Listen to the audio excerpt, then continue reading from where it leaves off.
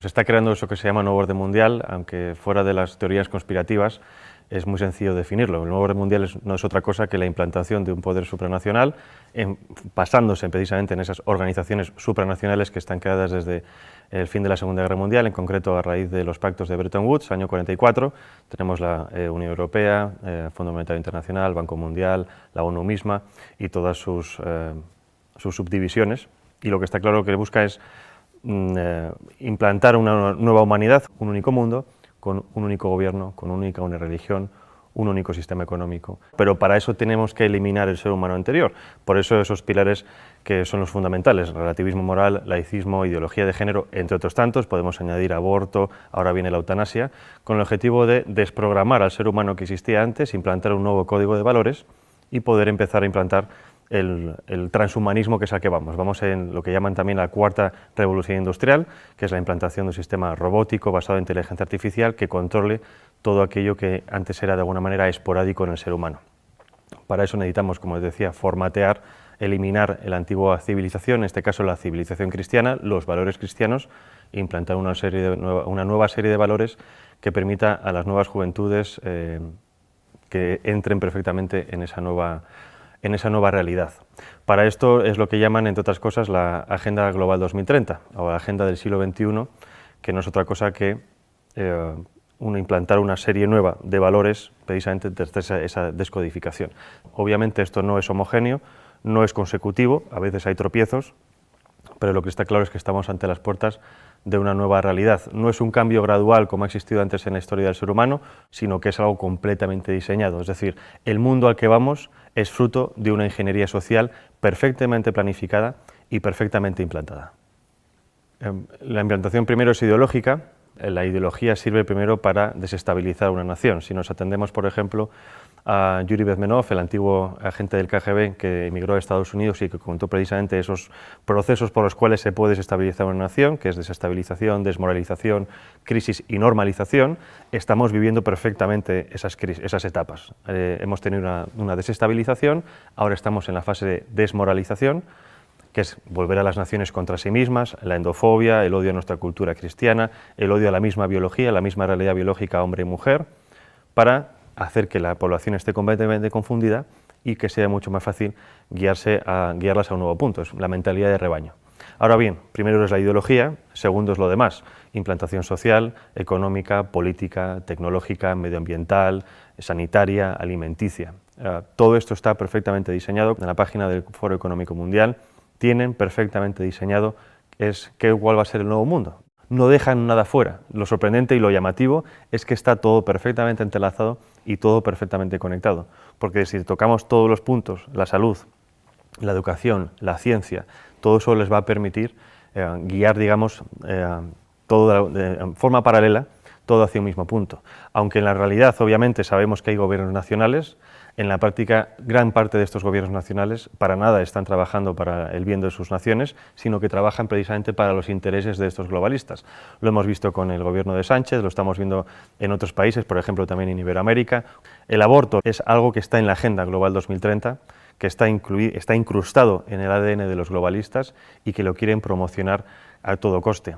El aborto, para que lo entendamos, es una política de Estado. El aborto se aplica desde el año 74 a través del informe de Kissinger, que viene precedido de un informe de la Fundación Rockefeller del año 72, que viene precedido de unas declaraciones de Robert McNamara, el que fue secretario de Defensa con Nixon y que en el año 68 pasó a ser presidente del Banco Mundial, en el que decían que debido al auge o debido a la expansión poblacional de ciertos territorios, en concreto África o Asia, ese auge demográfico podía reducir los recursos naturales necesarios para el imperio, en este caso Estados Unidos. Había que promocionar el aborto como una política de Estado para despoblar esos territorios con el objetivo de que de la presión demográfica no consumir estos recursos en muy corto tiempo. ¿Qué pasa? Obviamente, si entendemos esto como una política de Estado, obviamente no se puede vender al resto de la población diciendo ustedes van a dejar de tener hijos porque a nosotros nos interesan los recursos que ustedes tienen. Lo que se hace es un marketing político y esto es como nos están vendiendo todo. El aborto es un interés de Estado, es un interés geoestratégico. todas las demás propuestas que tenemos hoy en día, ideología de género, ecología o esta nueva religión medioambiental, todo eso es lo mismo. Son políticas de Estado que nos lo venden para el gran público con un marketing político para que la gente lo acepte. Porque, por ejemplo, si entendemos ahora las políticas medioambientales como, digamos, obviamente necesarias para todos los gobiernos, dentro de esas políticas medioambientales está la reducción de la población. Nos lo venden como un bien necesario, es decir, si seguimos creciendo vamos a destruir el planeta, por lo tanto dejen ustedes de tener hijos, porque si no este ritmo es inaguantable. Nos venden la ideología verde como algo necesario, pero que dentro de esa ideología verde contiene todas estas políticas de Estado que nos lo quieren vender para, obviamente, controlar la población. Reducir la población, la eutanasia para destruirla, desestabilizar las naciones, confundir a la población en la educación, en fin. Hay que empezar a pensar que las políticas que tenemos hoy en día no son lo que parecen, sino que son el resultado de un proyecto, de una implantación a nivel global, con el objetivo precisamente de desestabilizarnos para poder tener el control completo sobre nosotros. No hay nada más fácil que dominar que una población enfrentada entre sí. Por eso es tan importante entender cómo funciona la aplicación de las políticas, cómo funcionan las élites supranacionales, para poder entender qué tipo de política se nos está aplicando a nivel nacional y local. El enemigo a abatir por esta élite supranacional o globalista no es otra cosa que el ser humano. Es decir, hay un desprecio absoluto por parte de las élites por el ser humano corriente, no solo en las élites supranacionales, también las tenemos en las élites nacionales. Y obviamente para destruir a esa parte de la población, no en el sentido físico, sino en el sentido psicológico, hay que atacar obviamente sus creencias, sus bases morales, y en este caso primero es destruir las naciones y obviamente la religión. Hay un objetivo que es crear una religión única. Es decir, las religiones tradicionales son un escollo para ese nuevo orden mundial, para la consecución de ese poder político. Si eliminamos la religión, estamos eliminando obviamente una vía de escape muy humana que de alguna manera evita que llegues al control mental de las personas. Podremos controlarlas físicamente, pero la religión permite que esas personas se puedan evadir a otro plano y obviamente también contienen unos códigos ético-morales muy firmes que están completamente enfrentados ante los códigos morales que nos quieren implantar. En este caso, la religión católica o la Iglesia católica es el enemigo a batir desde hace siglos. Ya no solo hablo de la masonería, sino de muchísimas personas. Es decir, es necesario hacer caer esa civilización cristiana para poder implantar una nueva civilización. Y esto no lo estoy diciendo yo, lo ha dicho, por ejemplo, incluso Hillary Clinton en unas declaraciones antes de las elecciones de 2016, en las que decía que las religiones eran un escollo, que había como, por cualquier vía había que acabar con ellas, e implantar una nueva religión.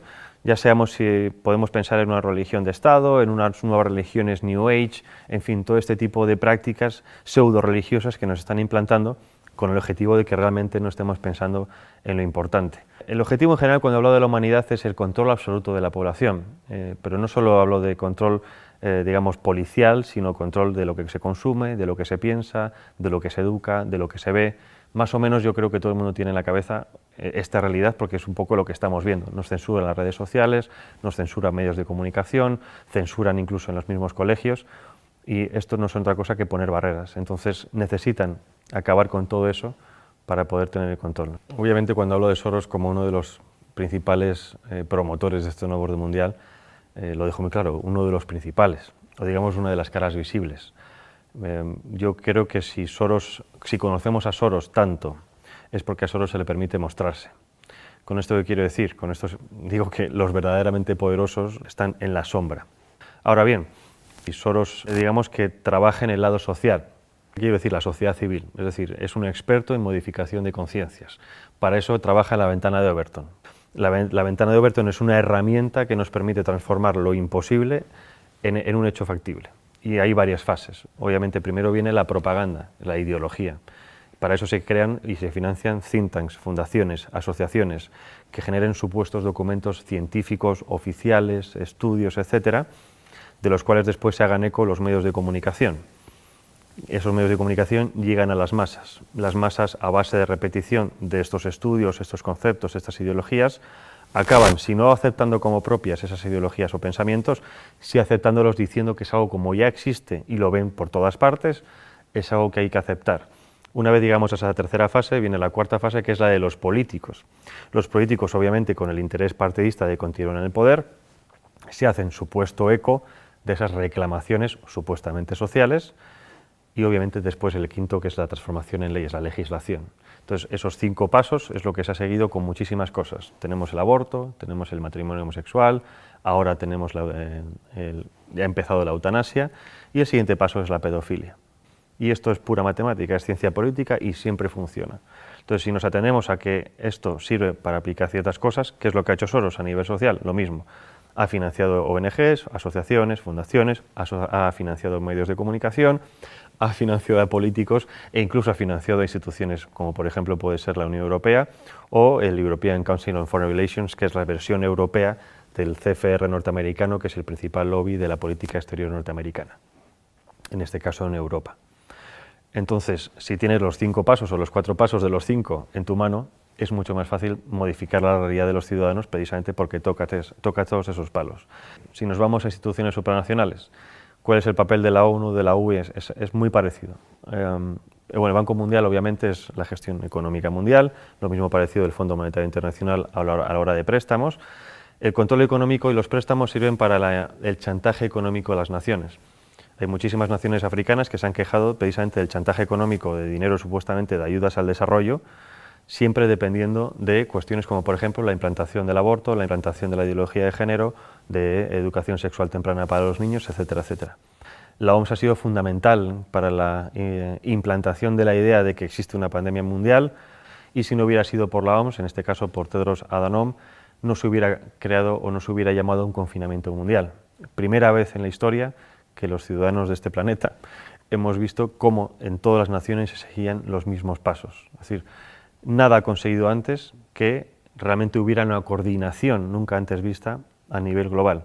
Coordinación que, aunque a nosotros nos parezca mucha, en general ha sido como muy sospechoso, por así decirlo, no sigue siendo suficiente para esta élite. Según ellos, los retos que nos plantean las pandemias del futuro, eso supera por muchísimo la capacidad gestora de los estados independientes entre sí. Es decir, que como no hemos sabido gestionar el coronavirus, es necesario que cedamos más nuestra soberanía a estos entes supranacionales, que ellos saben sí realmente lo que nosotros tenemos que hacer. Llevarnos a ese buen camino, a guiarnos como si fueran un dios, porque nosotros como ciudadanos comunes somos demasiado estúpidos para valernos por nosotros mismos. Las redes sociales han sido siempre una herramienta fundamental en el tema de la comunicación, pero como todo avance tecnológico tiene siempre su cara y su cruz. Como todo avance tecnológico nos lo venden que es bueno para poder hablar con nuestros familiares, que están en contacto con gente de todo el mundo, pero el problema, el contrapeso es el control absoluto, ¿no? Ya no solo el control de lo que hacemos, sino incluso de nuestros pensamientos, porque muchas veces decimos cosas en redes sociales que quizás fuera de un ámbito demasiado privado, ¿no? Y eso es precisamente a donde van ahora con el tema de la censura. Han visto que en los últimos años ha habido también una pequeña revolución en redes sociales, dado que cada vez hay más perfiles conservadores, antiglobalistas, más perfiles de gente contraria a los designios de este nuevo orden mundial, ¿no? Y si estuviéramos realmente en un mundo libre, democrático, y esto lo digo para que la gente se dé cuenta de que no vivimos en un mundo libre, democrático, la libre circulación de ideas y de debates debería ser una de las principales características de todo sistema. Y estamos justo en lo contrario. Y no justo en lo contrario porque de facto no se puede hablar, porque antes sí se podía hablar de muchas cosas. El problema es que los que son realmente poderosos, los que controlan las cosas, se han dado cuenta de que si dejamos que libremente ciertas ideas circulen, no las suyas, en cuanto a debate, esas ideas ganan o se han demostrado que tienen más peso que otras. Es decir, por ejemplo, con el tema del aborto, ya no hay argumentos científicos médicos, ahora son argumentos puramente sentimentales, ¿no? El derecho de la mujer a elegir sobre su propio cuerpo, porque por eso saben que los argumentos médicos no pueden vencerlos. En cuanto a argumentos, por ejemplo, de información de los medios de comunicación, de cómo funcionan los medios de comunicación, de cómo funcionan los gobiernos, exactamente lo mismo. Se censura completamente a aquel que intenta hacer una crítica constructiva o negativa de lo que sea, pero hacer una crítica para avisar de qué está ocurriendo. Bueno, en mi caso, por ejemplo, hablando de Soros y demás, algunas veces me han censurado, y está claro que lo que se trata es de que no exista algo, no exista un relato. En los sistemas de masas, si no te muestran, no existes para la gran parte de la población. Y eso es lo que se trata. Es decir, se trata de omitir, de facto, cualquier tipo de persona, cualquier tipo de discurso que pueda poner en peligro los pilares bajo los que sustentan este nuevo poder. En este caso no puedes contradecir las normas de la ideología de género, el feminismo, el aborto, etcétera, etcétera, etcétera. No existe ese debate de ideas en los medios de comunicación, pero precisamente porque tienen miedo a lo que pueda ocurrir.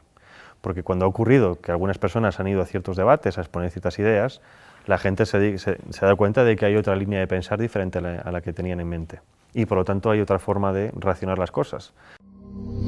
Si quieres ver más contenidos de Alto y Claro TV, suscríbete a nuestro canal de YouTube.